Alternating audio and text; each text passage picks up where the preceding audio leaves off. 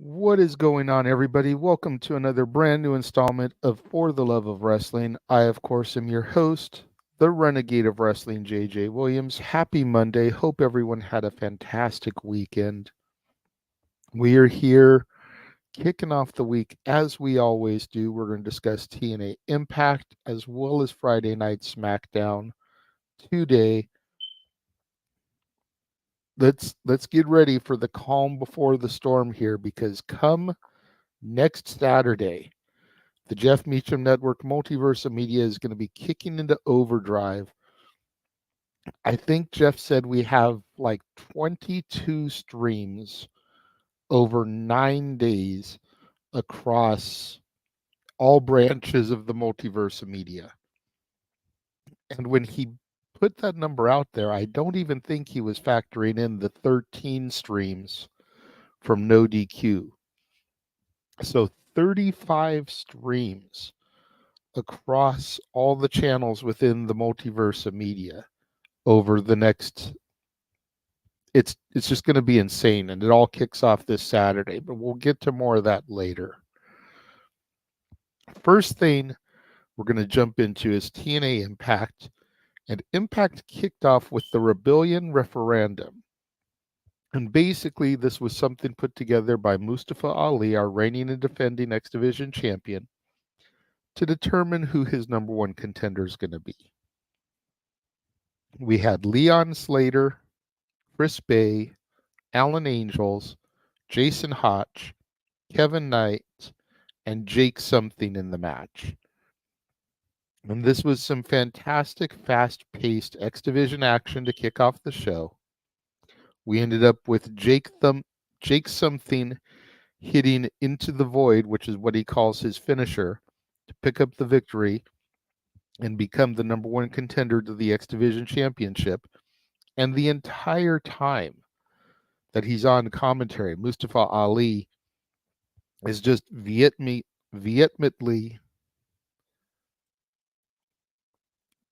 opposed to Jake Something being in the match because of his size. And the gentlemen on commentary are trying to explain to Ali that the X Division isn't about weight limits. It's about no limits. That's the tradition that goes back 22 years in the X Division. And it just seems to befuddle Ali, who claims to want to uphold the tradition of the X Division, but he doesn't realize that guys like Abyss and Samoa Joe have been X Division champions, and Jake Something just kind of falls into that category.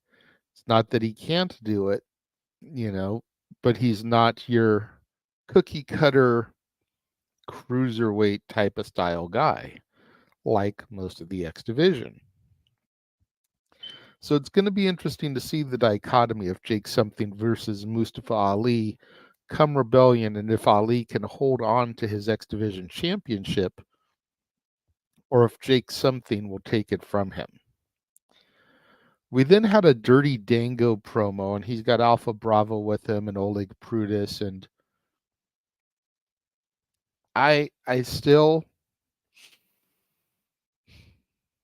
I'm still lost as to what Dirty Dango is supposed to be doing here. I've now been watching TNA for over 2 months, and I don't get Dango's character. It seems like he's breaking his little group up, but I don't know if Dango's the type of guy that can go at this stuff alone and really be a successful person. I think he needs a stable or an army of yes men or something.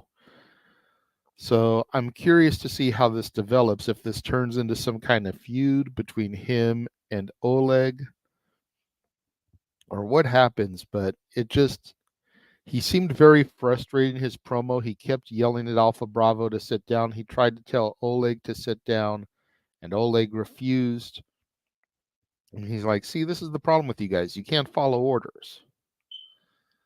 So I don't know. Maybe Maybe Dattila can help clue me in as to what's going on here with Dango and his stable, but it it just felt off to me, and it felt like a waste.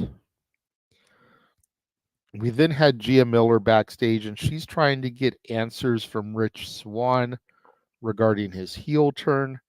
AJ Francis says that she'll have to wait, just like everybody else, until next week, and they will give their answers in the middle of the ring. We then had a Diener promo, and he comes to the ring and he's talking about his failures.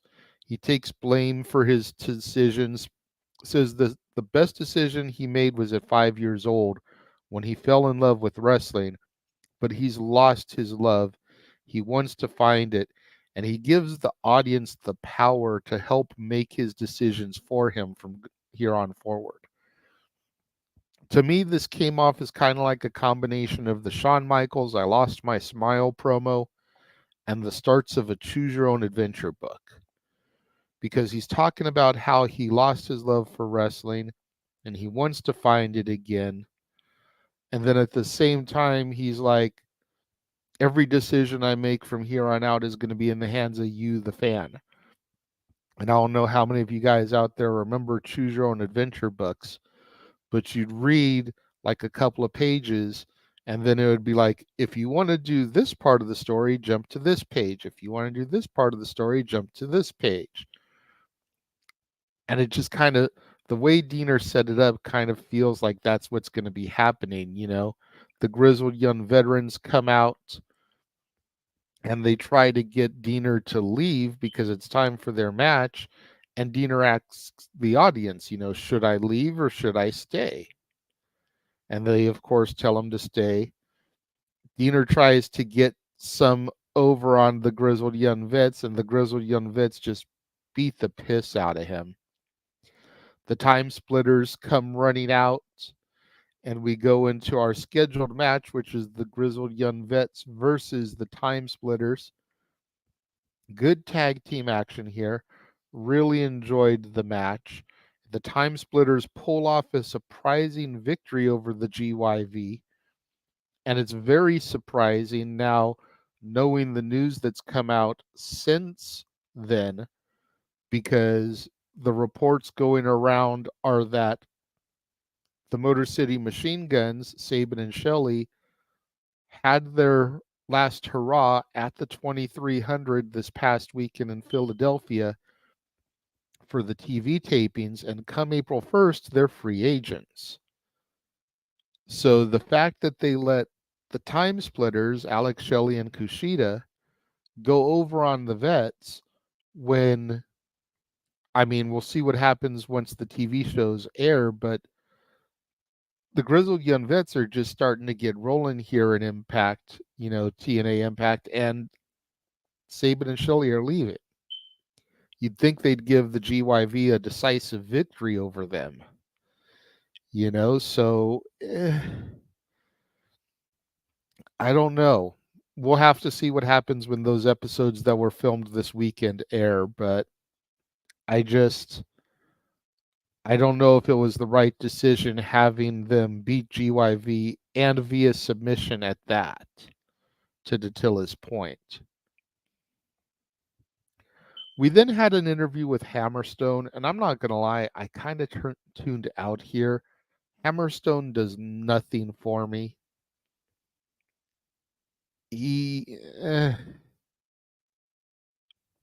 I'm just not feeling him. I'm not feeling his character.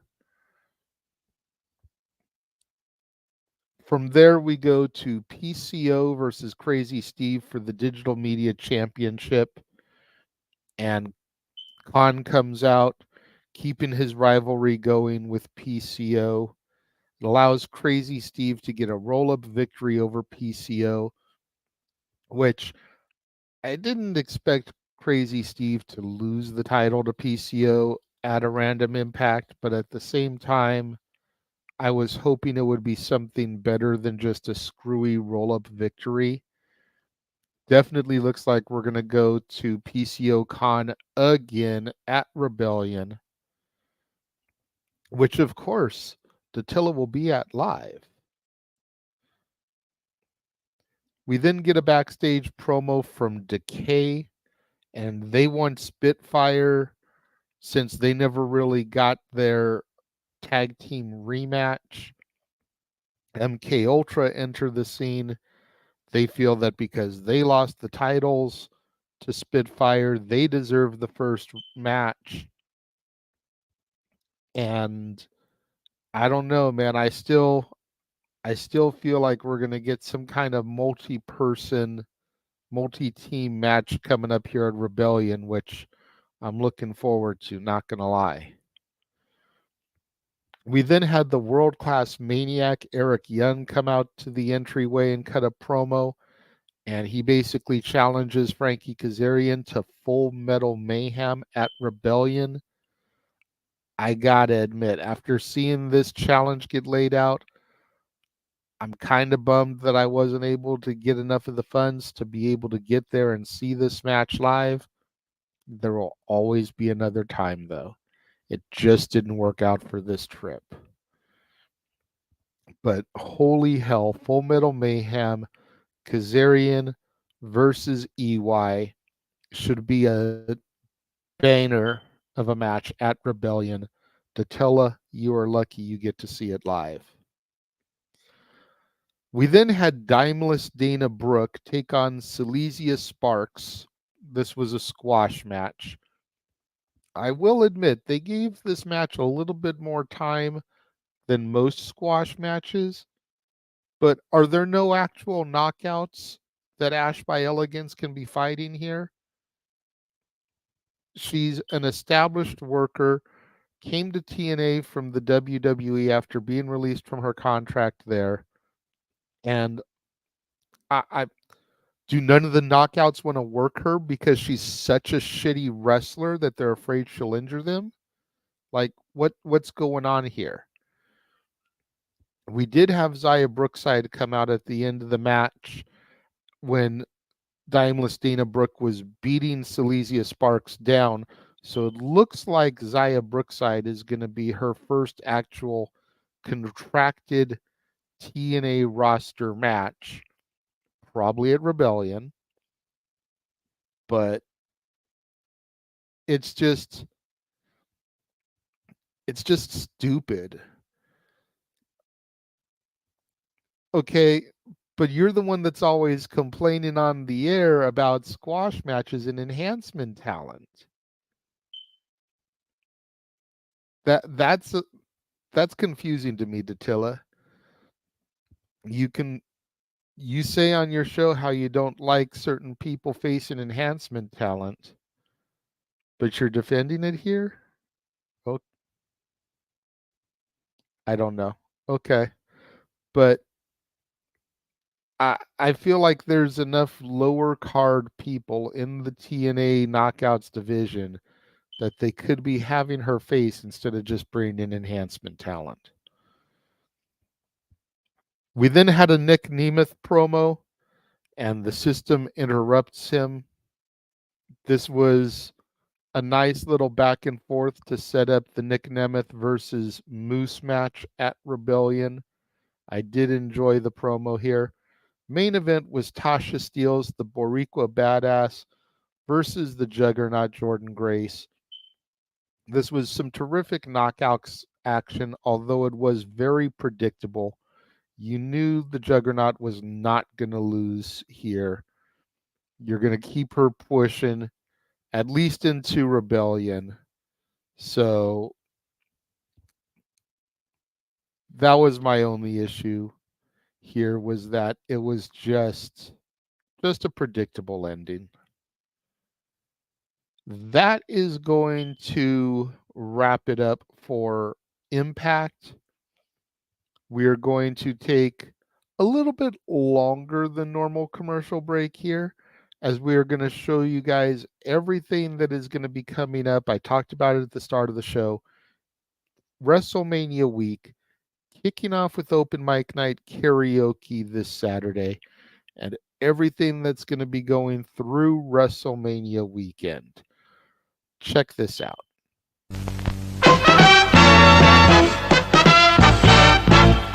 And now, preview time. So let's take a look at what's coming your way.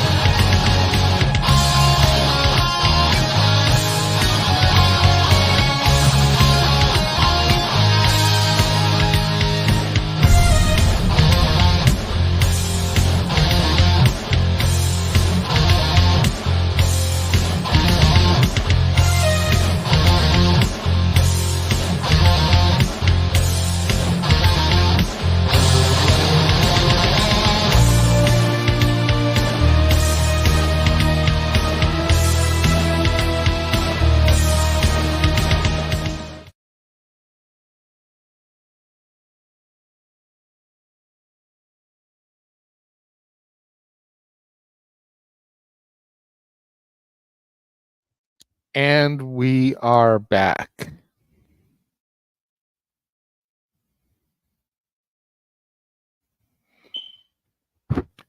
Good to know, Emmanuel. Thank you very much for letting me know that.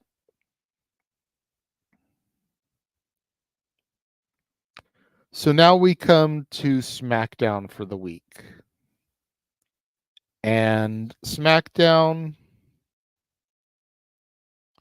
was honestly kind of just par for the course, you know. We kicked off with Rey Mysterio versus Santos Escobar, which is something that very easily could have been a WrestleMania match. Maybe they're trying to build to the LWO versus the Legado del Fantasma, but this was just a meh match to me, to no fault of Santos Escobar. Ray botched a couple of times in the beginning of the match. He went for a springboard off the bottom rope into a crossbody, and he missed almost completely. Santos had to run to try to accommodate for the lackluster spring that Ray got. And then there was the spot where Ray had Santos's wrist and tried to run up the ropes to do a springboard into an arm drag. And when Ray got to the top rope, he slipped. Ray is just at the point where he's showing his age. He will be 50 years old this year. He's had like 372 knee surgeries at this point. He needs to just step back. We need to get the Ray Dominic blow off match and let Ray retire. I love Rey Mysterio. He's one of the reasons why I actually tuned into WCW back in the day. But Ray is just past his prime.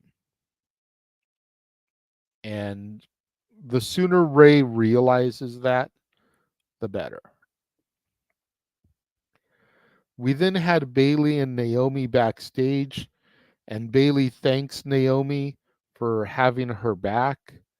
Bianca Belair comes in and basically just starts calling Bayley out on all the shit that she's done over the last 2 years.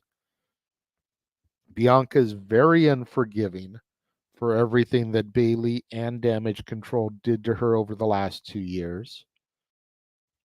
And Naomi takes Bianca away to try to calm her down.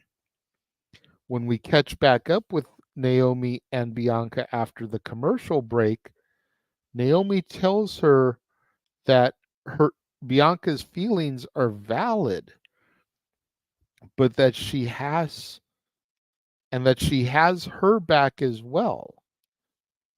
But she can't change the past. If she could, she would, but she can't. So they need to work together.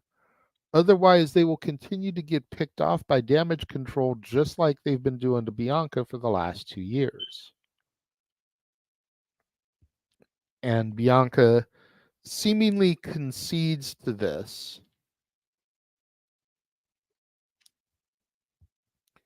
We then have a tag team qualifying match for the big ladder match at WrestleMania, which I don't understand how Raw just had a couple of sets of matches and automatically people qualified, and SmackDown's having a freaking mini tournament. It's kind of confusing there. It should have been the same across both brands. But we had A-Town Down Under versus the Good Brothers.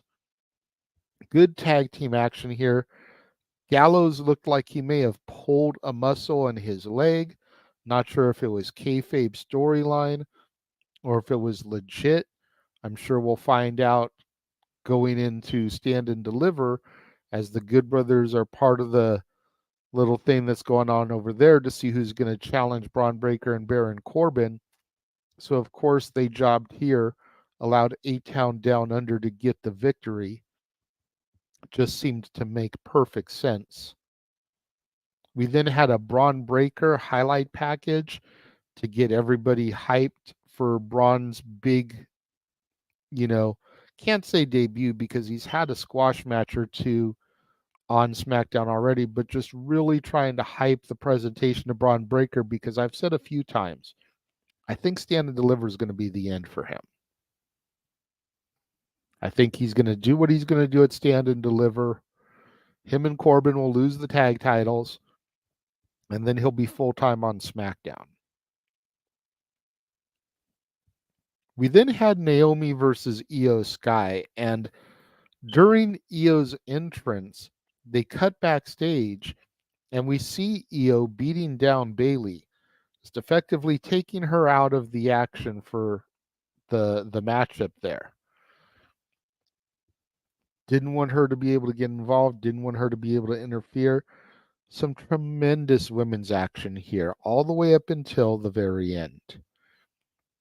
Damage Control with the distraction. Use the numbers game to help Io Sky get the victory. Not much of a surprise there. You don't want your champion losing going into WrestleMania. You want to keep her strong. Post-match, it's a 4-on-1 beatdown with Naomi getting misted by Asuka. Bianca comes out and temporarily cleans house until the numbers game overtake her as well. The crowd is chanting for Bayley. Bianca and Naomi are left laying in the ring. So, 4-on-1 can't do it. 4-on-2 can't do it. We already know Io and Bailey is happening in Mania. I have a feeling, and I've said it for a minute, but I have a feeling that the person that we got a video package for following this match is going to be the third, and we're going to get the Kabuki Warriors and Dakota Kai versus Bianca Belair, Naomi, and Jade Cargill. We had a video package hyping Jade up, showing her that she is a generational talent, and she has officially signed to SmackDown. Honestly, I was waiting for her to run in during this beatdown because I had heard she was backstage. But considering they showed this video package afterwards, I think it's almost a given they're going to tie her into this. And like I said, you're going to get Bianca, Naomi, and Jade versus the Kabuki Warriors and Dakota at Mania. And I've heard some people say, well, then that means that the women's tag belts won't be defended. That's where the Raw after Mania comes in. Or the SmackDown after Mania.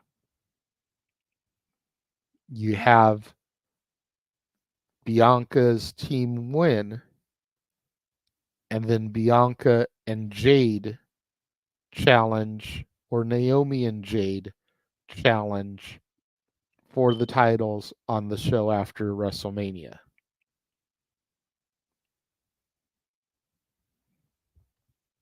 What do you guys think? Let me know.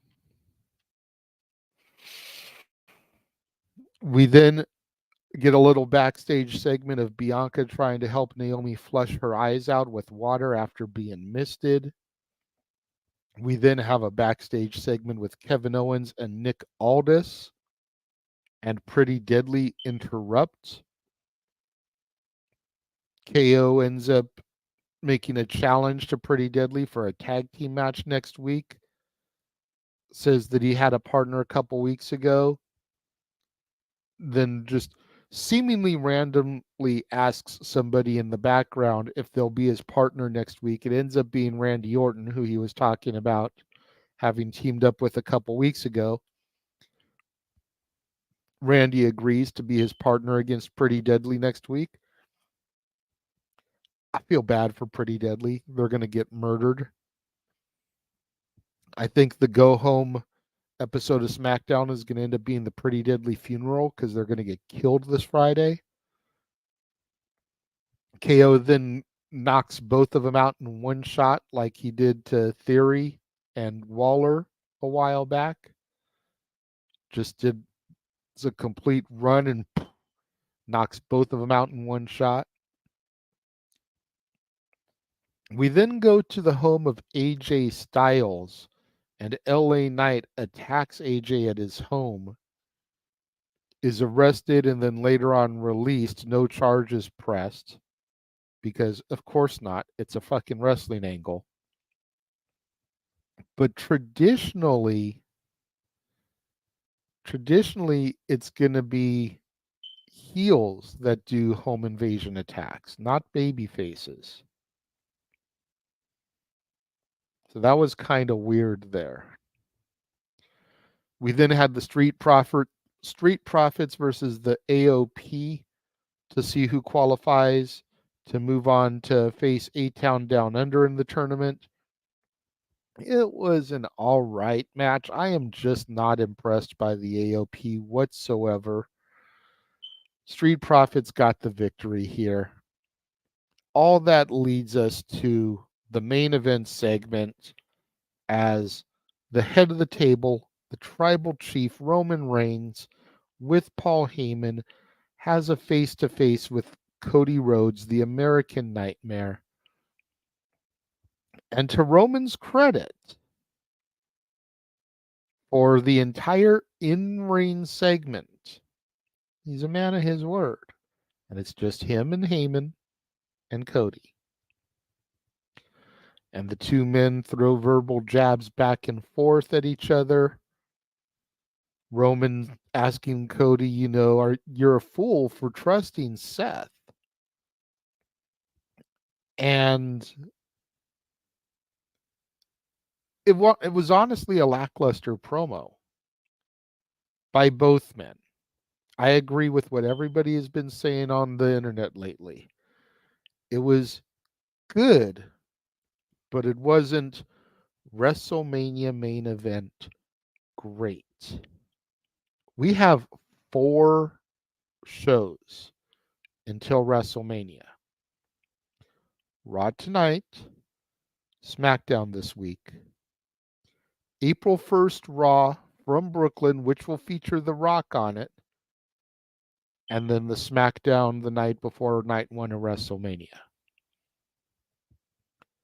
If they don't start getting some real heat going between Roman and Cody, I don't know if anybody is going to care about that match. As it is, you can go to my archives, Inside the Mind of the Renegade, and watch the video where I lay out why Roman Reigns should retain. And the more and more we build to WrestleMania, the more and more I believe he will retain. Because Cody's focus isn't on Roman anymore. It's on The Rock. Likewise, Seth's focus isn't really on Drew. It's on Roman and The Rock. And as a result, I think Drew and Roman are going to end up winning their title matches. Now, whether Damian Priest cashes in either scenario, we'll see what happens there. But because the babyfaces' focuses are off of their primary opponents, I think it spells disaster for them come WrestleMania. And with Triple H having the book, with Triple H being the first heel to ever win in the main event of WrestleMania 16,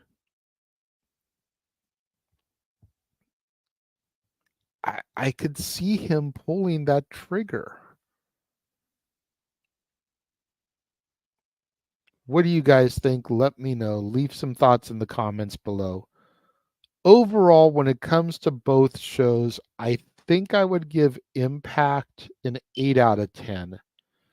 SmackDown a 7.5 out of 10. Definitely think Impact was the better show this week. What do you guys think? Let me know.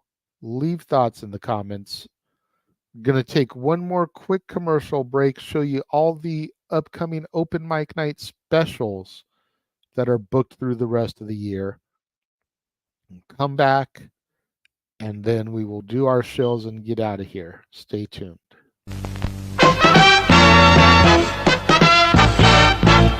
And now, preview time. So let's take a look at what's coming your way.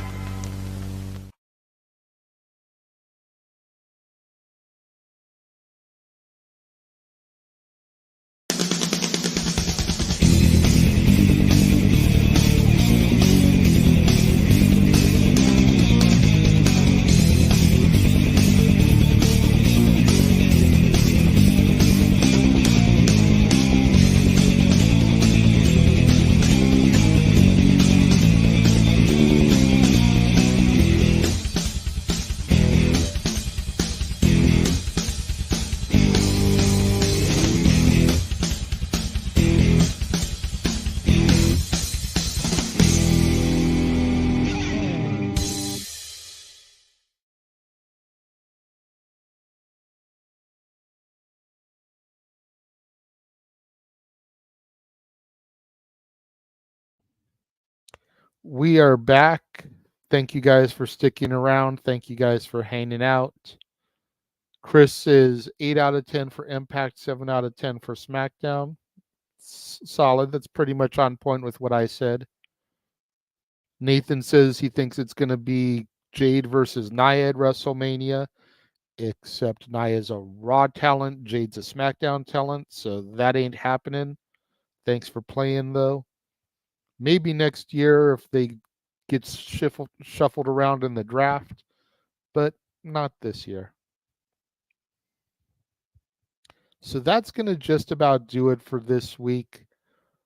Make sure you guys tune in tomorrow. Stat Boy Sports Bar, open every Tuesday. I believe tomorrow they said it'll be at 4 o'clock Pacific, 7 o'clock Eastern on the Casa D18 Studios channel, as well as on the Jeff Meacham Network. So make sure you guys tune in for that. Make sure you guys tune in as well tomorrow. Same bat time, same bat channel when I discuss and review Raw. Right here, as always. And until then, thank you guys for joining me and tuning in today. And I will see you guys tomorrow. The Jeff Meacham Network's Multiverse of Media. For over 15 years, the recognized symbol of excellence and the standard bearer in coverage of sports and entertainment. Thank you, JJ. Appreciate you.